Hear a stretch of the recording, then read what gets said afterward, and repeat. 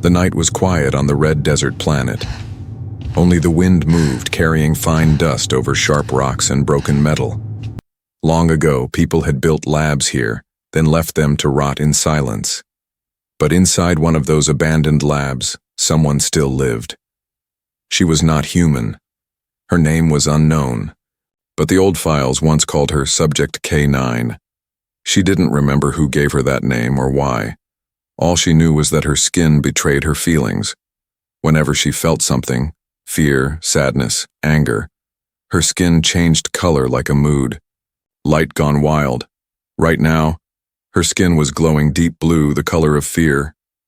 She curled herself under a table, hugging her knees, staring at the broken wall that barely kept out the cold. Her sharp ears twitched. There was a sound, faint, but not natural. Not wind, not machines, not animals. It was footsteps. They were heavy, slow, uneven, like someone limping. She pressed her hand to the floor, feeling the vibrations. Someone was walking near the old landing bay. No one had come here for years. Maybe it was just another scavenger, but what if it was them? Her skin flickered to green. Confused, cautious, curious. She crept toward the crack in the wall. Her thin body moved silently, and her feet barely touched the floor. Her large, dark eyes watched from the shadows. Through the crack, she saw a human male, tall, with dark hair and a ripped jacket. His leg was bleeding, and he dragged it behind him with a painful hiss. Dust clung to his face, but his eyes were sharp, searching. He wasn't from the lab. His clothes were civilian. He looked lost. She tilted her head. Her skin glowed purple, conflicted, unsure. The man sat down near a pile of old crates. He pulled something from his pocket, a metal tool, and tried to wrap his wound. His hands shook. He was weak, maybe hurt in a crash, maybe dying. She had seen people die before. Suddenly, the man looked up straight at the crack in the wall. "Who's there?" he called out. His voice wasn't loud or angry, just tired, curious. She froze. Her heart beat faster. Her skin flashed bright orange, then back to blue. She stepped back into the shadows, hoping he hadn't really seen her, but her glowing skin had betrayed her again. She was too used to hiding, too afraid to speak, too broken to be seen, but the man didn't move. He didn't chase her. He just stayed sitting and said, "I'm not here to hurt anyone. I crashed nearby. If you're out." "There, I could use some help." She narrowed her eyes. Was this a trap? A trick? Humans lied, always lied. That's what the scientists had done. They said she was special, but they locked her in a cell. They said she had power, but they called her a mistake. Her skin turned gray. Cold memories, sorrow, pain still. Something in the human's voice made her hesitate. It wasn't commanding, it wasn't cruel, it was soft, gentle. So she stepped forward. Just a little. Just enough for the crack to reveal her outline. Her glowing blue arms, her shimmering skin, her large, fearful eyes. The man's eyes widened, but he didn't scream or run. He simply whispered, "You're not like the others, are you?" She didn't answer. Couldn't answer. Her throat tightened. She hadn't spoken in years. The human slowly took something out of his pocket. A food bar, still wrapped, still sealed. He placed it on the ground and backed away. "I don't know if you eat this," he said, "but I won't touch you. I promise." She stared at the food, her skin turned pink, shy, surprised, interested. She hadn't eaten proper food in days, just scraps, insects, whatever survived here. Carefully, she moved toward it. Every step was slow. Her eyes never left. His face. Her skin flashed yellow, nervous energy. Her long fingers reached out and she took the bar, unwrapping it with shaking hands. She tasted it. Sweet, dry, better than anything she had in years. She looked up. The human was still watching but not speaking, not moving, just sitting. She tilted her head again, curious now. Her skin glowed soft pink again, a color she almost never saw. Then a sound echoed across the rocks. A mechanical hum. Her ears shot up. Her skin instantly turned deep red. Danger, rage. She darted back behind the wall, vanishing like smoke. But before she disappeared, she looked back at the human one last time. He was still watching, still calm. And for the first time in her memory, someone had seen her and not screamed, not run, just looked and offered food, even though she was strange, even though she was dangerous. Something inside her shifted. The color was new, golden, glowing faintly on her fingertips. She didn't even know what emotion it was, but it felt warm. The golden glow on her fingers didn't last. As soon as she disappeared behind the wall, the warmth faded. Her skin shifted back to blue, the color of fear. She crouched in the shadows, the food bar clutched tight in her hands. No one had ever given her food before, not without a price, not without orders or cold experiments, but that human. He gave it freely, without asking for anything. Why? She peeked through the crack in the wall again. The man was still there, sitting quietly near the crates. He looked tired, like he hadn't slept in days. His head rested against a metal pipe. His eyes were half closed. She watched him. Her skin shimmered to violet, quiet curiosity. Hours passed, or maybe just minutes. Time didn't move normally here. In the lab, time was pain, testing, silence. But this moment felt different. Then suddenly the man collapsed sideways. His body slid to the ground and didn't move. Her breath caught in her throat. Her skin flashed orange, then red. Panic twisted inside her chest. Was he dead? Was he faking? No, she could feel it. Something was wrong.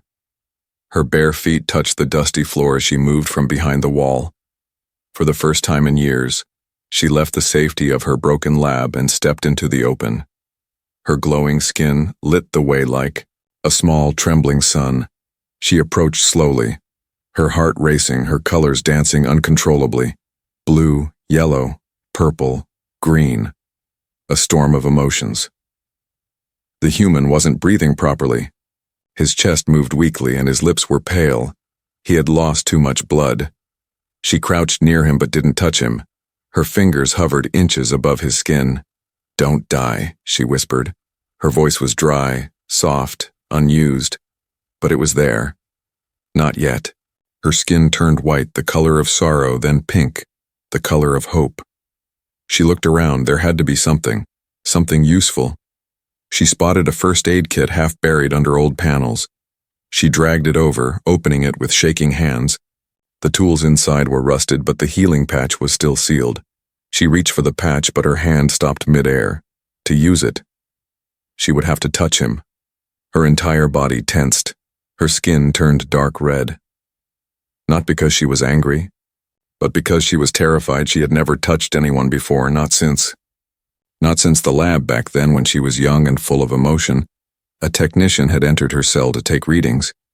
He touched her hand accidentally, and she had felt his pain, everything, his anger, his guilt, his buried memories.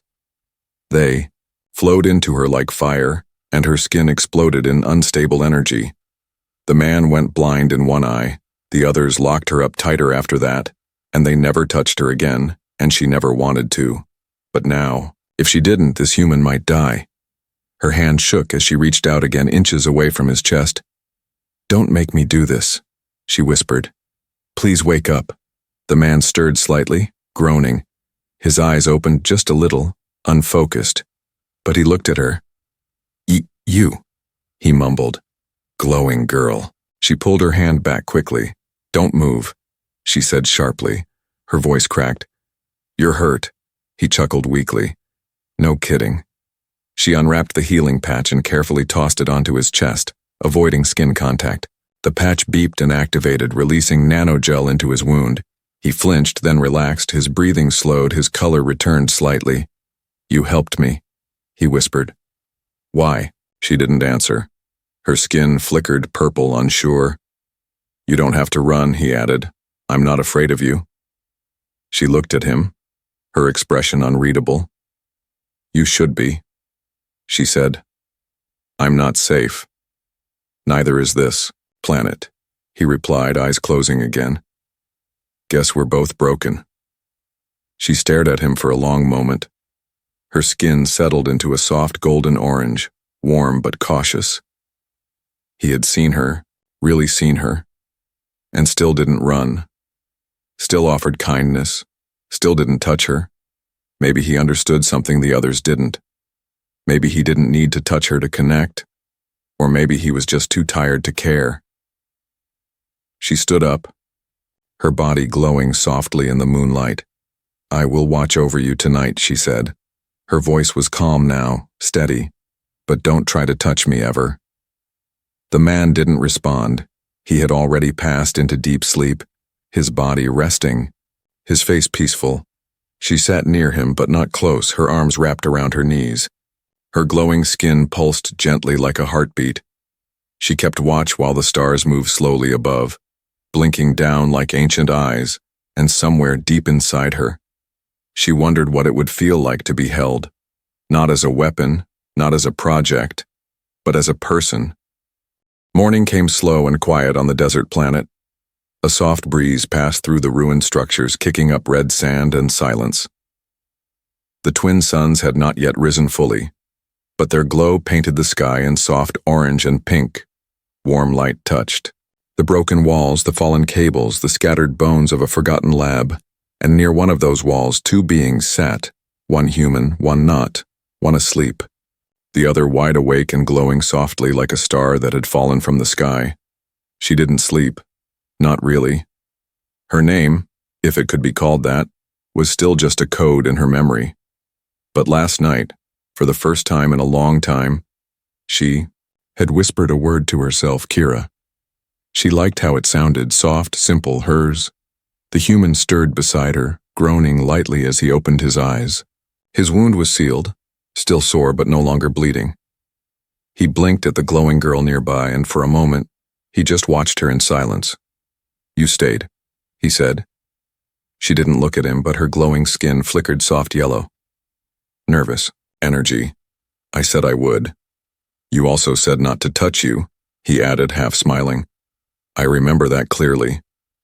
"You almost died," she replied flatly. Her tone held no warmth, but her skin glowed a gentle peach, something between peace and uncertainty. "Touch is dangerous for me." The human nodded and sat up slowly. "I believe you." There was a silence between them.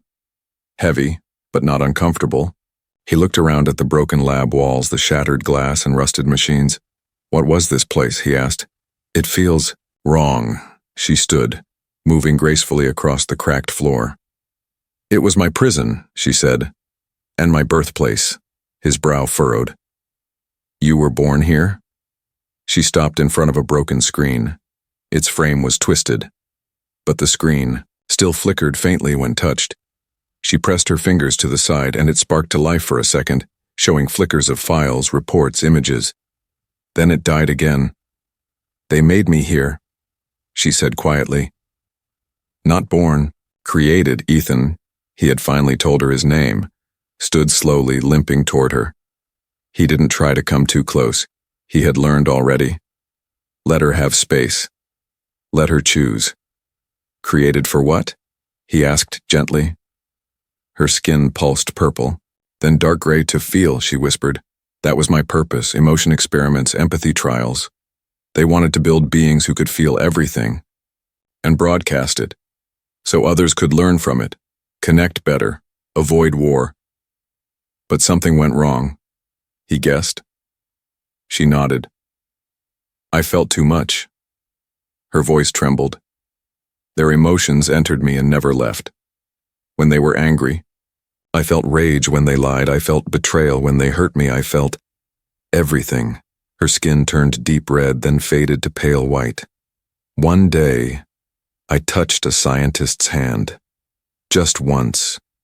He collapsed screaming, said I dragged every memory out of his mind. They locked me away after that." Ethan looked horrified. "You were just a kid." "I was," she said, almost as if she'd forgotten. "I think I still am. I don't know how old I am. Time feels strange when you're alone for years." He sat carefully on a rock near her, keeping a respectful distance. "But you're still here? You survived?" She didn't respond, just stared at the screen.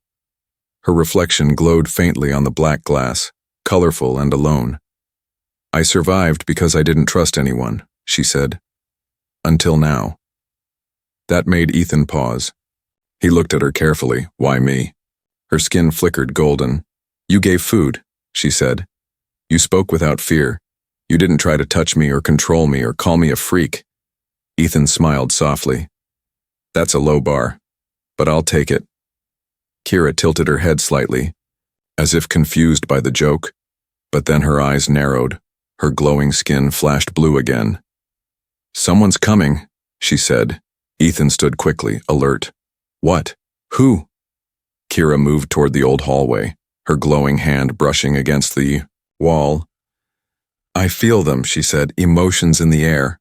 "Watching, hunting." Ethan followed, limping behind her. "Could it be rescue? My ship sent a distress signal before it crashed." "No," Kira said, eyes narrowing. "This isn't rescue. It's someone looking for me." A distant mechanical whir echoed through the corridor. Kira tensed, her skin now shifting rapidly. Gray, orange, red, violet, her emotions colliding like a storm. "They're coming to take me back," she whispered. "Then we run," Ethan said, grabbing a nearby tool for defense. Kira looked at him, shocked. "You'd run with me?" He nodded. "Of course. You're not a thing to be studied, you're a person, Kira." She blinked slowly. No one had ever called her that before. Not a subject, not a test, not a mistake. But Kira, her skin glowed gold again, brighter than before, as if the word itself gave her life. "I won't go back," she said firmly. "If they come for me, I will fight." And this time, she would not fight alone. The sky above the desert turned silver as clouds rolled in, rare and heavy. A storm was coming, one that had not touched this planet in years.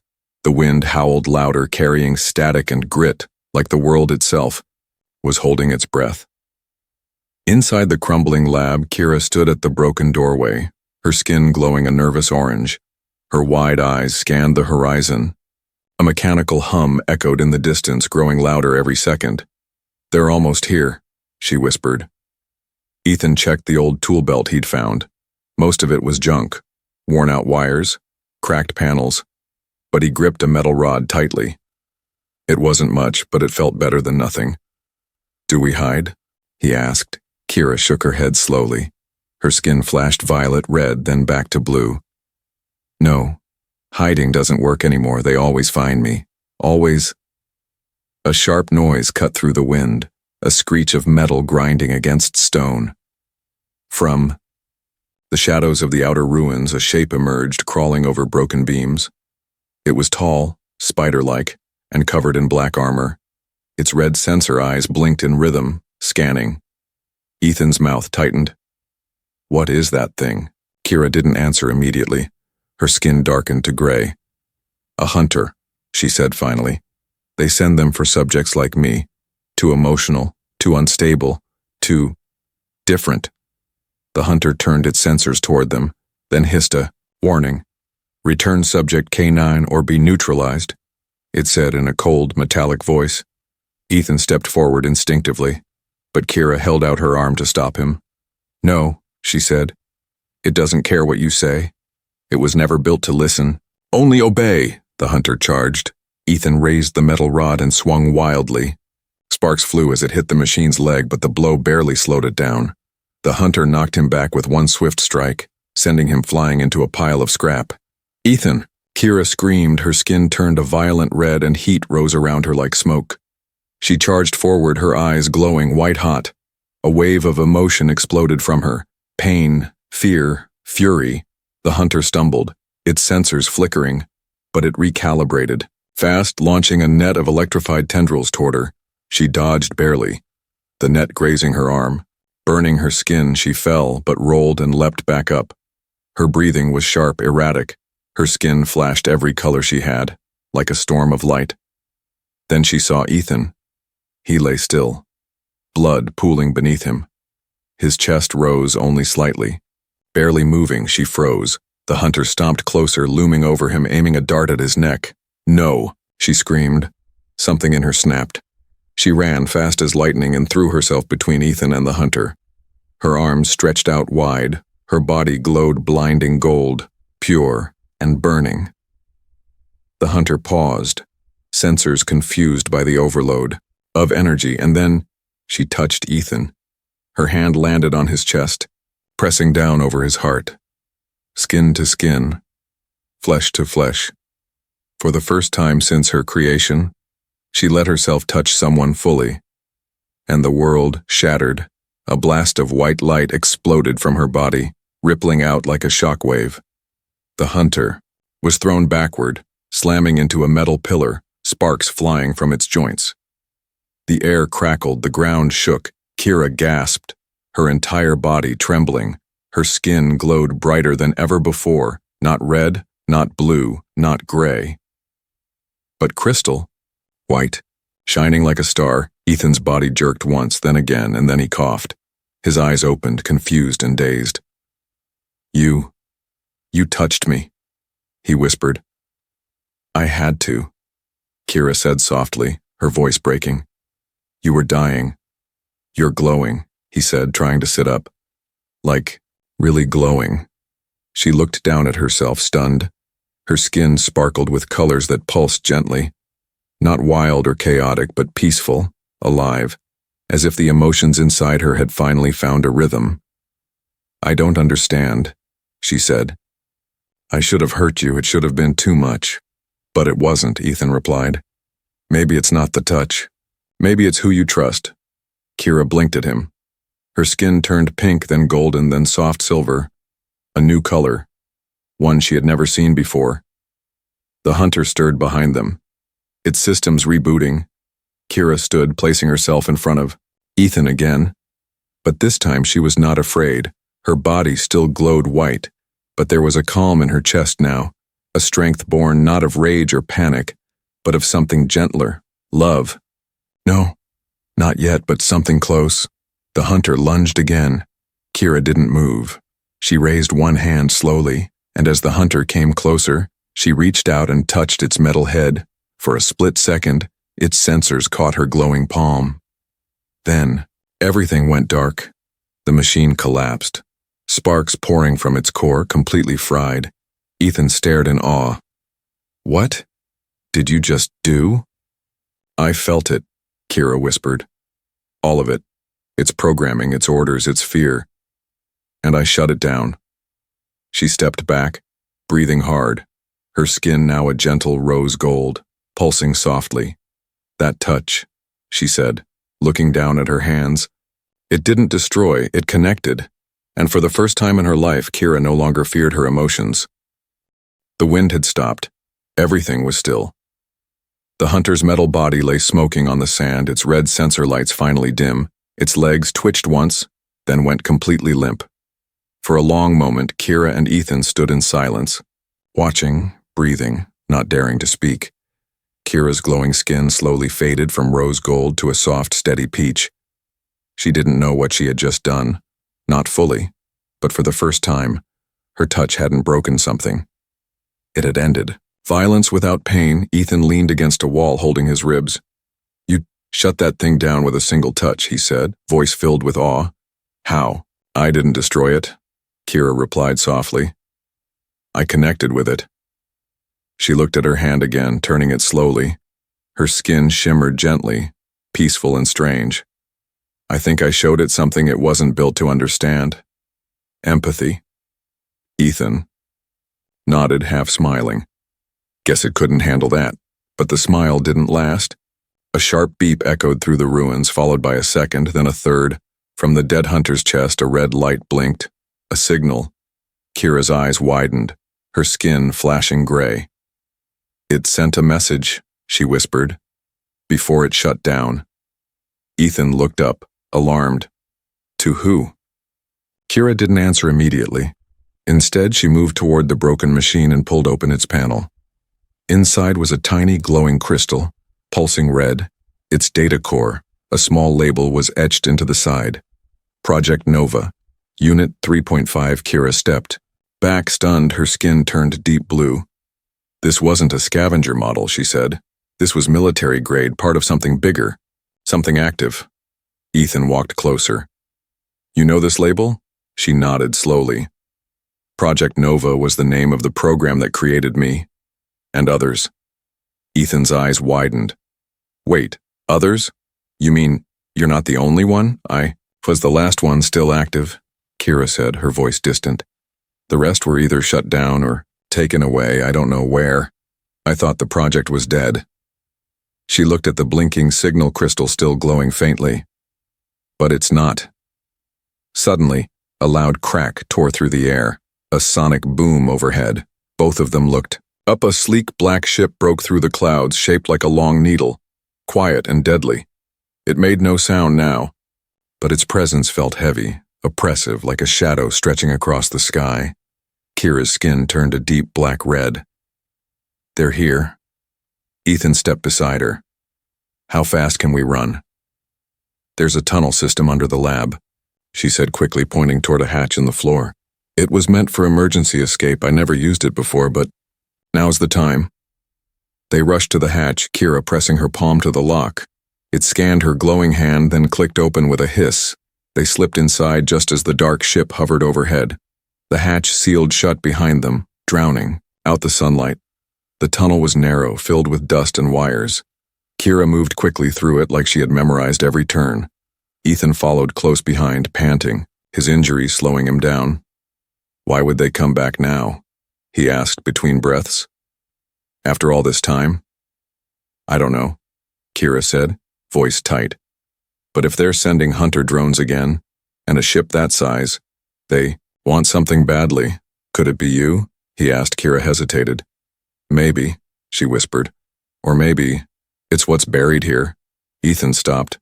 What do you mean? She turned to him, her skin glowing faintly silver.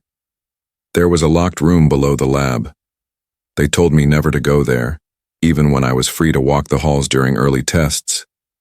Do you know what's inside? She shook her head. No, but I felt it once through the wall, a presence, like mine, but broken, silent. Ethan's face hardened. Then we need to find out what they're hiding. They reached a lower level, darker, colder, untouched by light for years. Kira guided him to a sealed metal door, thick and reinforced. Its panel was dead, but Kira placed her glowing hand on the lock, closed her eyes and focused. Light passed through the wires, gentle, patient, emotional. The door clicked, then slowly opened with a groan. Inside the chamber was a large glass pod, cracked and foggy, and inside the pod was another girl, or what used to be a girl. Her skin was pale, her body thin, wires still attached to her spine and neck, but her features, though still, were nearly identical to Kira's. A sister? Kira froze. Her skin turned pure white with shock. She's one of us, she whispered, stepping closer. She's like me. Ethan looked over the console. This pod, it's been in stasis mode. It was never deactivated. A faint, green light blinked next to the girl's chest. She was still alive, just sleeping. Kira touched the glass gently. Her skin pulsed silver. She was forgotten, she said. Like me. Ethan looked toward the ceiling as distant footsteps echoed above. They're coming down, he said. We need to move fast. Kira turned to him, her eyes glowing. Then we wake her up. We're not running alone anymore. The underground room felt colder now. The glass pod hummed softly, tiny streams of fog rolling off the cracks. Kira stood frozen, her glowing skin flickering between silver and blue. Her hand rested against the glass, her reflection shimmering beside the sleeping girl inside. Ethan watched from behind, keeping one eye on the stairwell. The distant hum of boots on metal echoed through the tunnels above, growing louder. We don't have time, he said. If we're going to wake her, it has to be now. Kira nodded slowly, then moved to the control panel. Her glowing fingers traced the old interface, brushing away years of dust and broken code. The system was failing, but still alive. Just barely. She's like me, Kira whispered. Same skin tone, same bone structure, but her pattern's incomplete. They must have stopped before finishing her emotional link. Can you wake her safely? Ethan asked. I don't know, Kira answered, but I have to try. The chamber beeped as Kira activated the emergency. Override. Lights blinked red, then orange, and finally settled into green. Inside the pod, the girl stirred. Her fingers twitched and her eyes moved behind closed lids. Then her lips parted and she gasped. The pod hissed open, and she tumbled out, barely able to stand. Her skin glowed a dull gray, her body shaking. Like it had forgotten how to exist, Kira caught her before she fell. Her skin turned pink, supportive, gentle, protective. Easy, she said softly. You're safe now. You're not alone anymore. The girl's eyes opened, large and dark like Kira's, but confused, blank, lost. She looked around with panic, clutching her head. Her skin flashed violently, red, blue, white, black, like static on a broken screen. She's unstable, Ethan warned, stepping back. She doesn't know what's happening. She doesn't know who she is, Kira said, holding her tightly. They never let her feel, only fed her input, numbers, code. She was kept in silence. The girl whimpered, curling into Kira's arms. Her glowing skin finally settled into a soft pearl white. Her breathing slowed, her body relaxing. Something about Kira calmed her, like a frequency only they could share. Kira looked up at Ethan. She needs a name. You should choose, he said gently. Kira paused, then said, Lyra. The girl blinked slowly at the sound of it. Her lips tried to form the word. Ra. A loud clang from the floor above made them all jump. They're close, Ethan hissed, gripping the tool rod again. We have to go now. Kira lifted Lyra gently, letting her lean on her shoulder. There's another tunnel, she said. It leads to an old escape hatch, if it still works. They moved fast through the side corridor, lights flickering overhead. The old walls moaned as if the lab itself wanted to keep its secrets buried. Lyra stumbled, but Kira held her tightly, her own skin glowing orange, focused, alert, ready. As they turned a corner, a drone dropped down from a ceiling vent, scanning them with glowing red eyes. It moved fast, needle-like arms clicking open. Ethan swung first, his metal rod cracking one of its arms, but the drone jabbed forward and knocked him back against the wall. Kira didn't hesitate.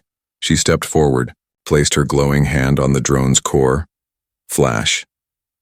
A pulse of light surged from her palm, and the drone dropped instantly. Its eyes went dark, wires hissing. Lyra stared in shock, her eyes wide. She reached out toward the dead drone, mimicking Kira's movement, but when she touched it, nothing happened. Kira caught the moment. She's not connected yet, she said. Her emotional core isn't complete. She can't channel the energy like I can. Not yet. Ethan limped over, rubbing his ribs. Then we keep her close, he said.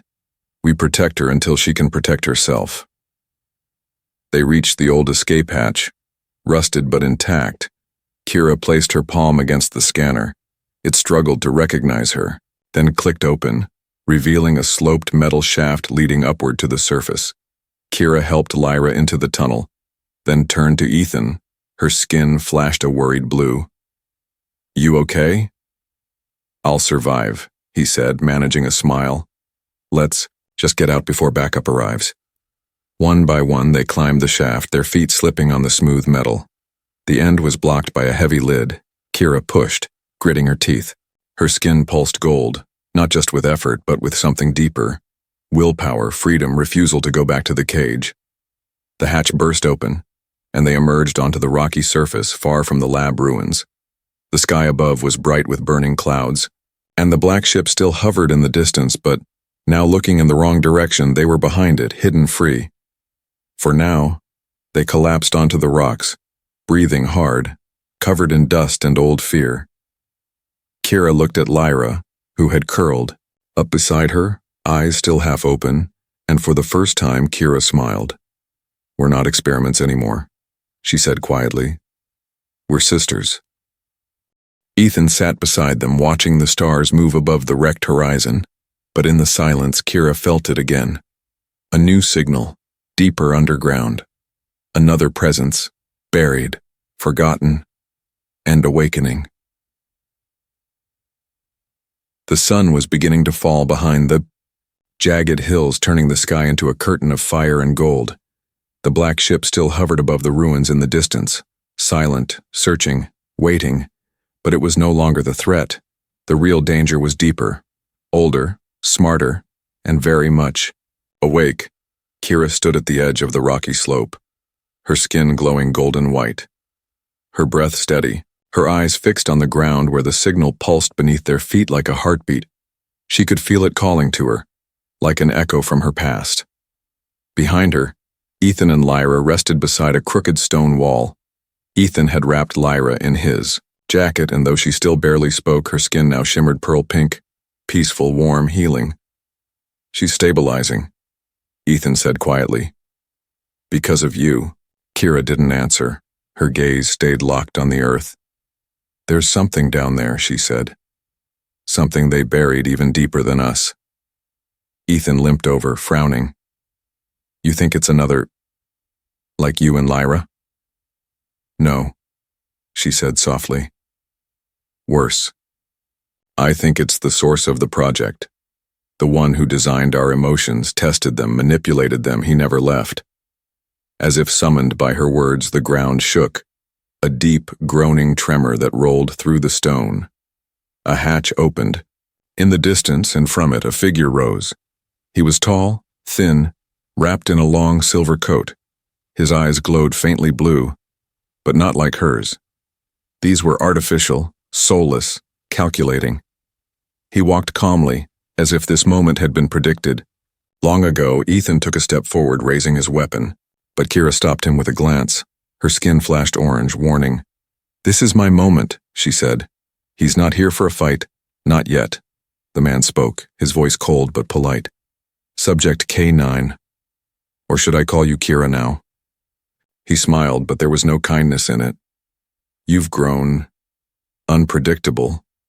Kira stood tall, her body glowing brighter. "You abandoned me," she said. "You locked Lyra in a tube and threw us both away. Why come back now?" The man stepped closer, stopping just outside her reach. "Because your connection to the human has triggered something we never predicted," he said. "You weren't supposed to form bonds outside your kind. You were designed to transmit emotions, not evolve from them." "You mean I wasn't supposed to feel love?" she said plainly. His eyes flickered. "That word doesn't belong in a test subject's vocabulary." Kira's skin turned deep red, not with fear, but with righteous anger. "I'm not your test subject." He reached into his coat and pulled out a small glowing device. "You touched the human, and in doing so, you bypassed all emotional limiters," he said. "You've become unstable, volatile, but powerful." Kira took a step forward. "You're scared of what I might do." "No," he said. "I'm impressed." He activated the device, and a soft pulse spread through the air. Lyra collapsed instantly, her skin flashing black as she cried out in pain. Ethan caught her, yelling, "What did you do?" "Failsafe," the man said calmly. "All models are wired with it, even the ones who escaped containment." Kira's body lit up in a fierce crimson blaze. "Let her go," she growled. "Then come back," he said. "Give yourself up, and I'll deactivate her link." Kira's hands shook. Her emotions surged, fear for Lyra, fury at the man, grief for her stolen past. But deep in that chaos, she felt something else. Ethan. He touched her arm gently, careful not to scare her. "You're not what they made you," he said. "You're what you've chosen to become. You've already broken their rules. Now break their control." Kira looked down at his hand, not afraid this time. Her skin flickered gold, then pure white. Then she stepped toward the man and placed her hand over the pulse device. "No," he yelled. "You'll overload it." Too late. Kira unleashed everything. Joy, rage, love, sorrow, memory, kindness. All the feelings she'd held back her entire life they poured into the machine like a flood. It short-circuited instantly, sparking, cracking, then exploding in his hand. The man was thrown backward, unconscious. The signal vanished. Lyra gasped, and then her body relaxed. The control was gone. Kira fell to her knees, exhausted but smiling. "I'm free," she whispered. "We're free." Ethan knelt beside her, placing a hand gently on her shoulder. "You didn't just break their machine," he said. "You broke their future plans." Kira looked up at the stars blinking above the darkening sky. Her skin, slowly shifting into a calm blue-violet, the color of hope in the unknown. Lyra crawled over, resting her head on Kira's lap. Her glowing hand reached for Ethan's and he didn't pull away. They sat together in the fading light. 3 broken lives, no longer experiments, no longer afraid. The sky above no longer watched with cold eyes. It welcomed them, wide and infinite, and, somewhere far in the galaxy, others would feel the change because for the first time, a human's touch saved the girl who was never meant to feel.